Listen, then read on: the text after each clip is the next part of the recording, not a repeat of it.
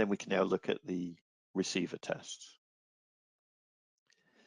So on this time, what we're trying to do is make sure that the DUT can correctly decode a received signal when the transmitter is not perfect, but is still within the limits of the spec, and also when there's interference present as well. And we're going to cover the tests that I've listed here. So if we start with the common setup, so all of the receiver tests have a set of common parameters. So what we're trying to do is we're sending the wanted signal that I've talked about. We're going to add interference signals. We apply the wanted payload at the maximum declared receive length, and we need to check that it can get the wanted signal and ignore the interference. So the limits are usually set to transmit at least 1500 packets with a packet error rate of 30.8% if you're at your minimum packet size, which is 37 bytes. But for other payload size, the packet error rate is given by the formula here. So I've got a couple of examples here. If it was at 64 bytes, you're allowed 18% packet error rate. At 127 bytes, you're allowed 30.9%. And the limits are really given by, as you can see, these steps from the minimum payload size of 37 octets through to 255 octets. And they define the bit error rate for each of these segments, if you like, and then you use this formula to convert the bit error rate into packet error rate. And we have a common setup, so this covers all the tests, but not everything is used for each test. So we have a wanted signal here, which is a modulated BLE signal with PRBS9. You have two interferers. The first one is a BLE simulated signal with PRBS15 payload. And then the second one is an unmodulated carrier, which is just a continuous wave or sine wave. Then that goes through a power combiner. Power combiners work in even numbers, sort of 2, 4, 8, 16, etc. So we have to terminate the unused input with 50 ohms so that our output is correct. And this combined signal is then fed into the device under test or equipment under test. And then we also get from the direct test mode, we get the packet counter from the DUT. So if we send 1500 packets and the DUT says it's received 1499, we know we've lost one packet. So there's been one packet in error. And everything within this dotted line, which can be quite a complicated setup, is actually covered by Teledyne's TLF 3000. The only exception really there is that it only goes up to 6 gigahertz for the blocking test, whereas the test itself has to go up to 12.75 gigahertz. But in reality, if you're just doing pre-compliance testing, if you're okay up to 6 gigahertz, you should have a fairly high confidence that those higher frequencies are rejected as well. And what you'd have to do with this setup is calibrate all of these cables out as well. But again, because this is internal in the 3000, those are calibrated out. And that only leaves you then the cable between the tester and the DUT. So if this is half a dB loss, for example, all of the limits and power levels that I'm talking about are at the DUT's receive side. So you have to allow for this loss of this final cable. So because we're going to be using packet error rate as a measurement to check the receiver, we need to first of all check that the packet error rate reporting is coming correctly from the DUT. So what we do is we pick a random number of packets, and it's an even random number of packets because we corrupt alternate packets. So we send a good packet, then a packet with an incorrect CRC, good, incorrect CRC, and so on, which would obviously give you an error rate of 50%. And we just measure the packet error rate that's coming from the DUT. And you can see the limit here is 50%, but we allow for the packet error rate limit on top of that. So you're allowed a little bit of leeway from an exact 50%. So once we're happy with those, we can then check that the receiver can handle the test. So first one would be receiver sensitivity. In here, we're putting, make sure it can accept the lowest signal and the highest signal. So minus 17, minus 10 dBm.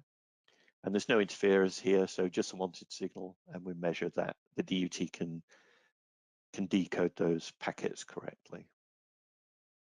The next test after this is to check the receiver when there's interference within the LE band. So this is a CI test or carrier to interference test. And for this, what we're doing is we're putting in a continuous wave, so a sine wave, and the level of that interferer gets higher the further away you are from the transmit channel. So I've got all the information here in text, but it's probably easier in a plot form. Here you can see our wanted signal is this green level here at minus 67 dBm. And our interferer signal, you can see as it approaches the channel that we're transmitting on, gets lower and lower and then increases away from this. And there's an exception to this, is the DUT declares its image frequencies, and then we're test, in this case, 9 dBs above wanted for that image frequency, and then 15 dBs above wanted for the ones adjacent to that. So all we do is step through from 2401 to 2483 in 1 meg steps. So if you remember, each channel is a 2 meg step, but we're going through in 1 meg steps, and we just run this test again and again, making sure that the interferer is set to the level according to this plot here. So after we've tested for interference within band, we then look for the interference outside of the band. So what we're doing here is the transmitter again is sending LE test packets, and our interferer here is just a sine wave. And we're going to sweep from 30 meg to 12.75 gig, and the limits are really shown here. So we start with 10 megahertz steps, and then as we approach the LE band, we drop that to 3 megahertz steps. And because we're measuring out of band, you can see in red here, we don't apply an interferer within the channels. And then we switch back to 3 meg steps. And then as we move on to the higher frequencies, 25 meg steps. And again, we're just applying this interferer, sweeping this interferer through, and making sure that the receiver correctly decodes the signals that we're sending it. So we're checking that the receiver is rejecting this interference. Then the final test is the intermodulation test. So this is where we have 2 interferers, if you remember. So we have a continuous wave interferer and a LE modulated signal. And we choose those frequencies so that the third order intermodulation component appears within the receive channel. So we're checking, in order to do that, F1 and F2 will test above and below the receive channel. And this final bullet point is just really a complex way of saying how you pick F1 and F2 to make sure that your intermodulation appears in the receive channel. So again, my next slide sort of hopefully explains this a little bit better. So FRX here is the receive channel. So this is where we're sending our wanted signal. Then we have our unmodulated signal, first off 3 megahertz below in this example. And you can do 3, 4, or 5 megahertz, but in this case, I'm just looking at 3 megahertz. And then 3 megahertz below that, we have our BLE modulated signal.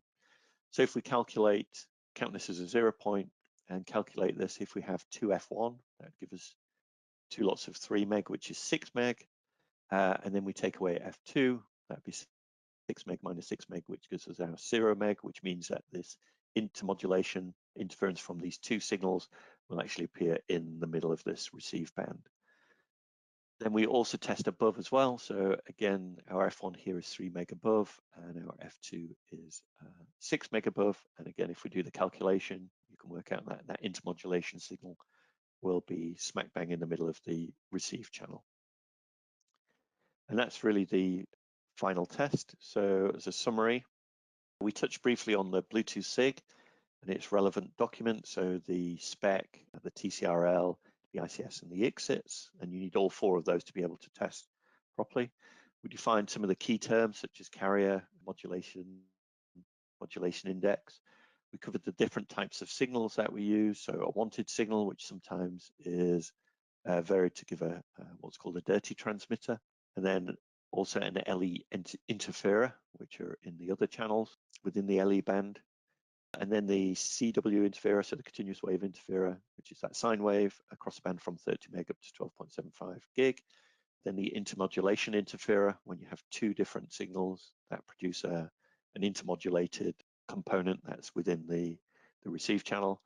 Then the transmitter test, where we're trying to check that the characteristics for the device under test are within spec on the transmitter, and then receiver to make sure the tester can handle non-ideal wanted signals with and without interference.